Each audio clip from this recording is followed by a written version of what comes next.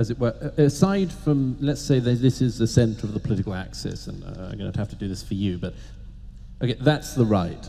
The presumption is that it's just a cliff. Like, if you start by saying, I don't know, I think people should pay smaller taxes or whatever, right, you're there. And you've just gone like that, and then it's Nazism. Right. Yeah. And here's the really weird thing that is because all of this, look, all of this is just a footnote still to the 20th century, and we're still trying to work out what happened and why, and we don't know. And in the history books, the period we're living in will be the post-Holocaust, post-World War II, post-Gulag world, when they were still trying to sort out what happened behind the crime scene tape. Okay. So on the left, there's a very interesting thing, which is that you can go pretty much all the way like this. Mm-hmm. And first of all, there's not a very wide recognition that you had the Gulag. There's not very much known about that. People don't read Solzhenitsyn, they don't read it. So you can go pretty happily. If you go too far left, you just hit the vegans. But there's actually the Gulag. You might be like radical in your fairness. Okay. Yeah. So the problem here is not just they don't know what happened on that side, but it's worse than that. There was a young girl, a commentator on the TV in London a couple of mornings ago, arguing about Trump and so on, as usual, not very enlightening discussion. She's arguing with Piers Morgan, and she says, "You keep on saying I'm some supporter of Barack Obama. I mean, I'm a communist." She said, "I'm literally a communist." Right. And thought, if this girl had said, you should be more careful. I'm literally a fascist. Yeah. By the way, edit that one carefully on that. Yeah. No, I'm alive to YouTube. That would be the New York Times headline. Yeah, exactly. Literal fascist admits. But if this guy, everyone is busy searching around. Like in Canada, one of the big discussion forums, the Human Rights Commissions found that there were 11 people on this neo-Nazi forum, and it turned out half of them were working for the Canadian government trying to find neo-Nazis. Right. The Canadian government constituted 50% of the neo-Nazis in Canada. So they're scurrying around looking for the Nazis like this, and on the other side, it's like mainstream on the television, I'm a communist, I'd love to go through all that again. Well, okay, so here's another problem. This is a really interesting problem. Okay, so you brought out two things, and one is no one knows about what happened in Maoist China or what happened in the Soviet Union, which is absolutely appalling because we should all know that. And so there's obviously a cliff on the left side. Now, I would say actually there is the possibility that as you move farther out on each end of the political spectrum, the rate at which you deteriorate accelerates. So it's not linear. I think that's possible. But having said that, that's also the case on the left. Now, one of the things we could say is, well, those idiot leftists should get their house in order because they won't differentiate themselves from their radical brethren. Okay, so now we might ask, well, why? We might ask two things. Why? And whose problem is that exactly? Okay, so the first issue of why is, well, people who are left-leaning have a hard time drawing boundaries. That's what makes them left-leaning. And I mean this technically, because left-leaning people are high in openness to experience, which is a creativity trait. So they like information flow, and they don't like borders between things. And they tend to be low in orderliness, so disorder doesn't disgust and upset them. Okay, so they can't draw boundaries, and that's why they're on the left. But boundaries have their problems, so there's some utility in people who don't like them. Okay, but the second problem is, and this isn't a problem that's only germane to the left, it's the problem of the damn 20th century. It's like, okay, when does the left go too far? Right. And the answer is, nobody knows. Like, with the right-wingers, you can tell, man. It's like, they make a claim of ethnic or racial superiority. It's like, box, Nazi. Right, and then you can see that this happens because even back in the 70s, when William F. Buckley was sort of the leading conservative, he put a box around the Ku Klux Klan and the John Birch types, and he said, I'm not you. But none of that's happening on the left. Okay, why? Well, they say, well, we stand for diversity. It's like, well, everyone likes diversity. And well, what about inclusivity? Damn right, man, let's include some people. Well, what about equality? That'd be good, let's have some equality. It's like, okay, well, how much equality exactly? Well, then it's gradations, right? Well, equality of opportunity? Damn straight. Equality of outcome? Sounds good. How about no? Under no circumstances whatsoever. But, you know,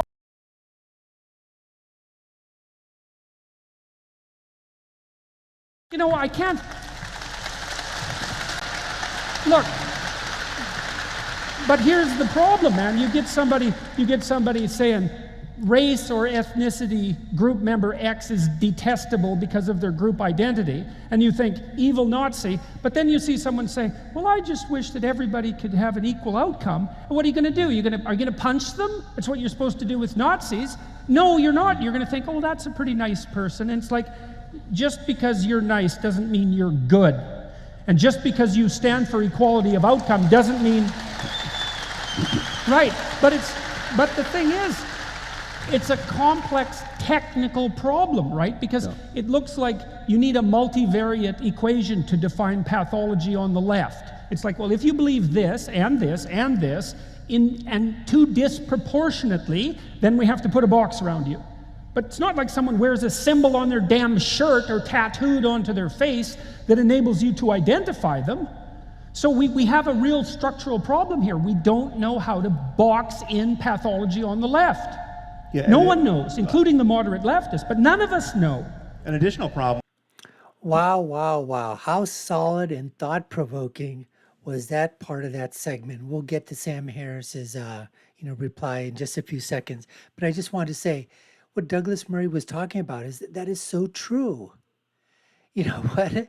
Anything that you say, in fact, sometimes even if you say something and you're on the conservative side, right-leaning, as soon as you say something, immediately, they don't even wait for the degradation to occur. They don't even wait for the cliff to occur. The cliff occurs as soon as you open up your mouth and you say something. And then boom, labeled right away, racist, fascist, anti this, the whole spectrum, comes in, into play. And just like they say, they put that box around you, want to put that prison guard around you, they want to throw you in jail, toss away the key, basically. That's exactly what happens on the right. And then what Jordan Peterson was saying is that it is something because people don't know, or they don't want to know, or whatever they think they know about that thing, or they say it wasn't as bad in socialism or wasn't bad as communism. The biggest thing is, and I think this is the reason, is because people are always saying, oh, the type of communism that they practiced wasn't the kind of communism that we would do. That was like they went off the reservation. They were wrong the way they instituted communism. That's not the way communism is supposed to be done. They didn't follow Karl Marx's theory. No, they didn't follow Paul Potts's theory. Okay, they did it the way they did it the wrong way. Socialism was done the wrong way. Marxism was done the wrong way. We're talking about 21st century communism, 21st century socialism, 21st century Marxism. We're going to do it much, much different. We're going to be inclusive and tolerant and diverse and equality of outcome, equality of everything. We're going to do everything for everybody. Everyone's going to have a piece of the pie. There aren't going to be the haves and the have-nots. It's all going to be the haves. And that's what they're trying to say. And so how do you put a box on that? Because that's the way that the left has been able to frame the narrative. But immediately, as soon as you say white supremacist, as soon as you see KKK, it's not like you can't practice a better brand of being a KKK. It's not you can't practice a better brand of being, a Nazi or a fascist. That's it. It's perfectly well defined and can be put in that box, and you can be thrown in that box, lumped in with that box very easily by the left and the liberals. Anyways, folks, that's what we've got on tap for you today. We've got more of Sam Harris coming up and Douglas Murray and Jordan Peterson. But right now, I just want to remind you, you're watching the Dr. Nasir Shaikh Show. I'm your host, Dr. Nasir, where I put my political prescription from my political perspective. What happens when these three intellectual men come together and collide along with social media, culture, religion, right? You know, everything just comes crashing together. Let's get more of their discussion with these three great minds right now. These issues may not have a solution that we can happily live with, right? So it takes, let's sharpen this up, and this is more in the interest of steel manning our critics. You take a problem like immigration, right? Now, the intuition that's driving the left, I mean, let's take the extreme case of an open borders ethic. You know, but borders are illegitimate. Borders are just in principle a sign of selfishness and xenophobia and unearned privilege, right? None of us can take credit for the fact that we were born into the societies we're born into, and yet we have all of the advantages of having been born there.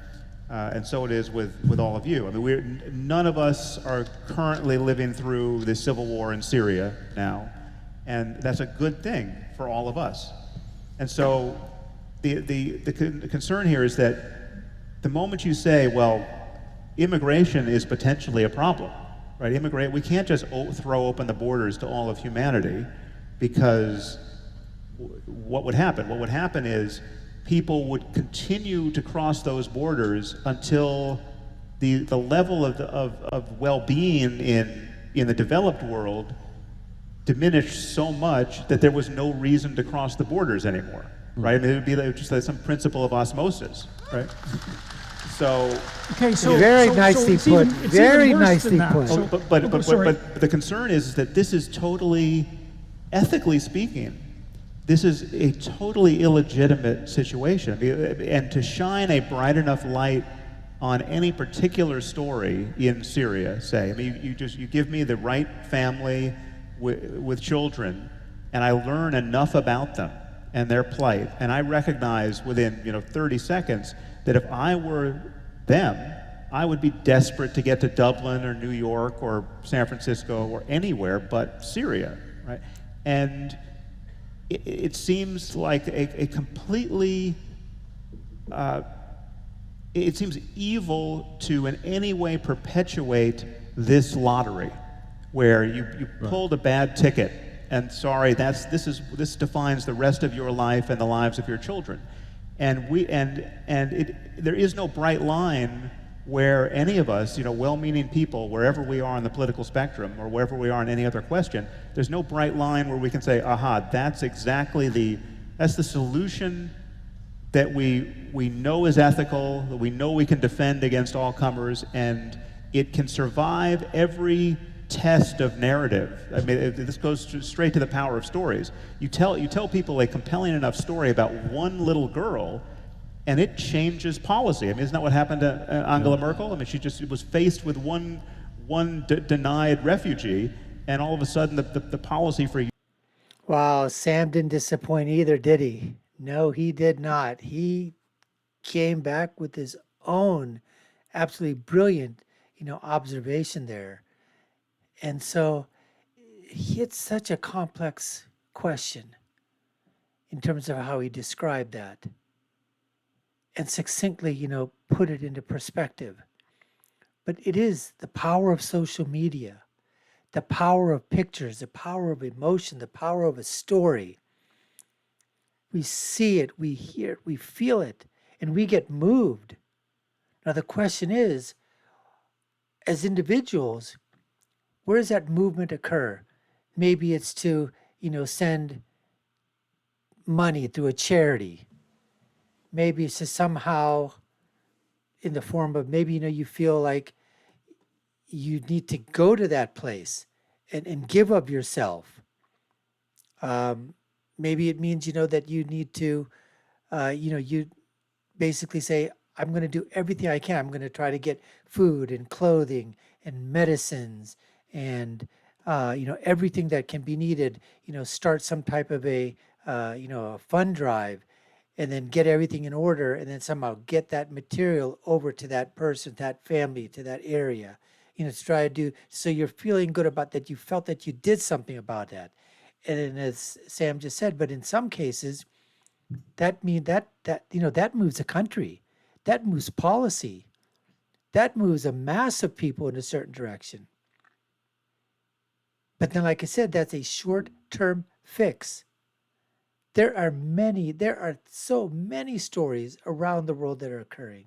It is a lottery. We are so blessed to have been born, those of us that have been born in the United States of America, in Europe, in Western democracies, in Great Britain, in the countries that are not considered third world countries, in the countries that don't have civil war right now, that don't have strife, that aren't, in some type of a struggle, that every day people are out there looking for food, that, children just dying because of malaria or disease or not enough water or not enough medicine, of starvation, of all kinds of things that are happening.